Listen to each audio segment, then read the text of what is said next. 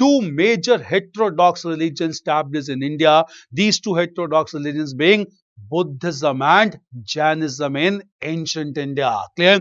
Why Buddhism and Jainism? Because Ashok became a great supporter of Buddhist religion, promoted Buddhism not only in India, far away from Indian territory, and Buddhism emerged to be a global religion under Ashok. Clear? So we'll have to discuss about Buddhism and Jainism. First of all, factors that led to the rise of Buddhism and Jainism. Clear? Now there's the one question, sir. Kalpasutra is further divided into Shota Shastra, Griha Shastra, yeah, Dharma Shastra. Clear? It is also divided into Dharma Shastra. Clear? Shota Shastra is basically about the concept of performing Vedic rituals. Griha Shastra basically related to rituals performed at home, and Dharma Shastra basically related to the follow of dharma or the duty. Clear? Sarg, Pratisarg, Mansar, Vamsha. Clear? We'll come to these concepts, clear, but don't worry about this. First of all, the things that we had discussed are more important related to the coming examination, but we'll come to those questions also. Don't worry, clear? Now, apart from this, clear? Coming to two heterodox religions of Buddhism and Jainism. Just understand, clear? Buddhism and Jainism. First of all, factors briefly that led to the rise of Buddhism and Jainism. Clear? The two heterodox religions of Buddhism and Jainism emerged in 6th century BC, largely because of tension within the Varna system. Clear?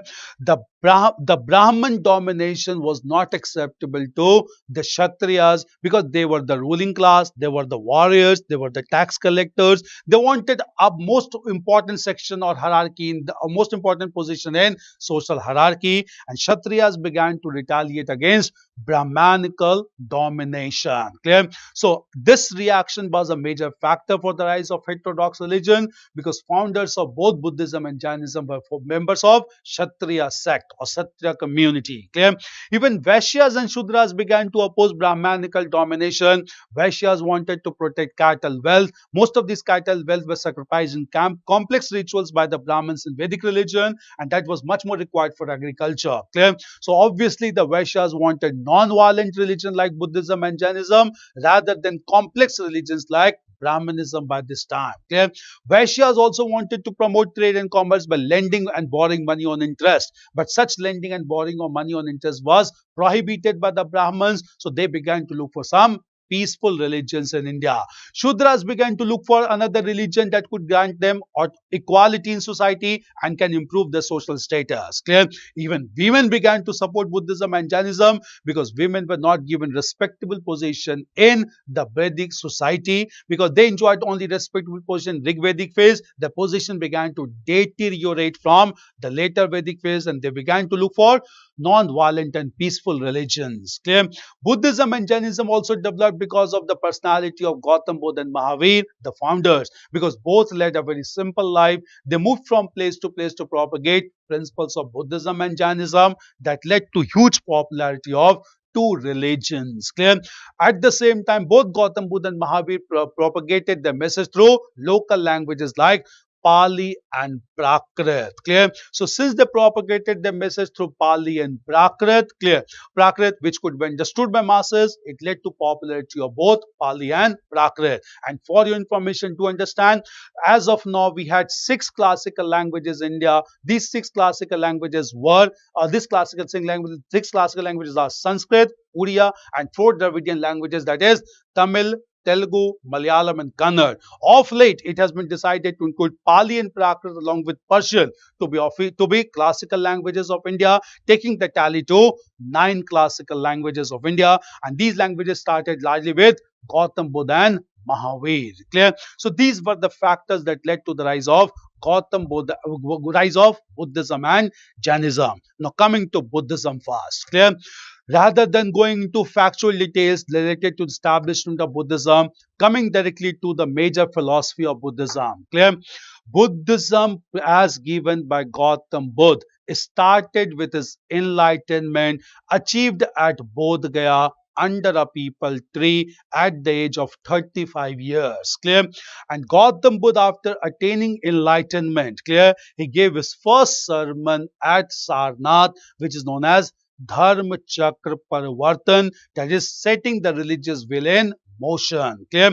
At the same time, Gautam Buddha, after starting this religion, went on preaching his message, and his message included the Four Noble Truths and the Eightfold Path, which is also known as Astangik Marg. Clear? And in this case, Gautam Buddha said, clear, that Four Noble Truths is meant to end all dukh or suffering in this world to attain nirvana. That is, end of all suffering. So ultimate objective of Buddhism is not to achieve moksha. Ultimate objective of Buddhism is to attain end of all suffering or dukh, which is known as nirvana. Clear? So nirvana is the ultimate objective of Buddhism, which was highlighted by Gautam Buddha. Clear? After promoting the concept of nirvana, end of suffering, Gautam Buddha went on preaching his message till he died at the age of 80 years in 483 BC, and he died at a place known as Devariya in Kushinagar in Devariya district of Eastern Uttar Pradesh. Clear? But at the same time, clear, when Buddhism was promoted by Gautam Buddha, Buddhism prescribed several major developments. Clear?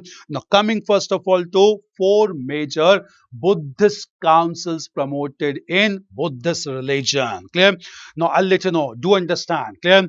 Just after the death of Gautam Buddha, the first Buddhist council was convened in 483 BC at Shaptaparni cave at Rajgriha.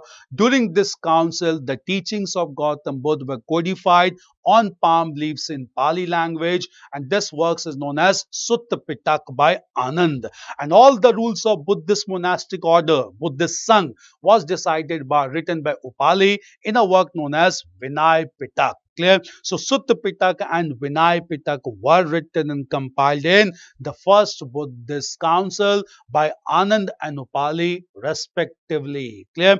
Exactly after 100 years, the second Buddhist council was convened at Vaishali, and this second Buddhist council was convened at Vaishali, which led to informal division among Buddhist followers. Clear? And this division was marked by two major groups. These two groups were known as Mahasanghikas,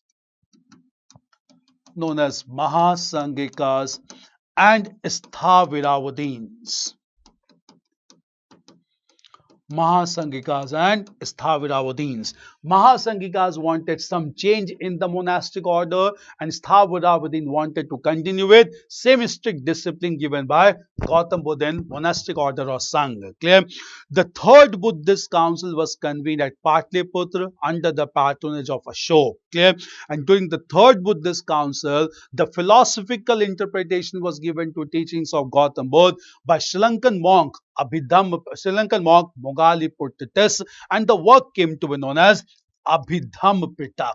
Clear? So Abhidhamma Pitak was compiled in the third Buddhist council, and Abhidhamma Pitak compiled with Sutta Pitak and Vinay Pitak of the first council. Pitak came to be known as Tripitak, which is the sacred text of Buddhist religion. Clear?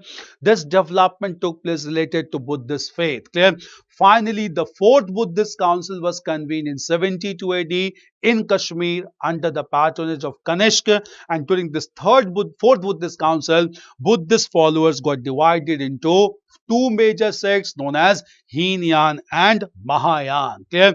Heenyan wanted to follow the teachings of Gautam Buddha, and Mahayana wanted to worship the images of Gautam Buddha. Clear? And therefore it resulted into sculpture art related to Buddhist religion with patronage of Kanishk. Clear?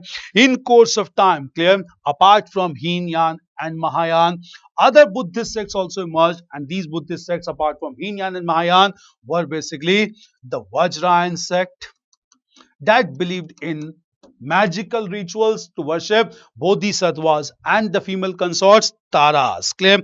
Apart from this, clear, another major sect that developed is known as Lamaism in Tibet.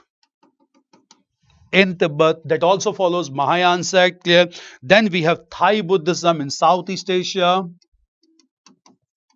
Then we have Thai Buddhism in Southeast Asia, and we have Japanese Buddhism. We have Japanese Buddhism. Clear? Even Dr. B.R. Ambedkar started a Buddhist sect known as Navyan. Clear? So all these became a Buddhist sects starting with Hinayan, Mahayana, Vajrayan. Then we have Thai Buddhism, Japanese Buddhism, and even Lamaism in Tibet. Clear?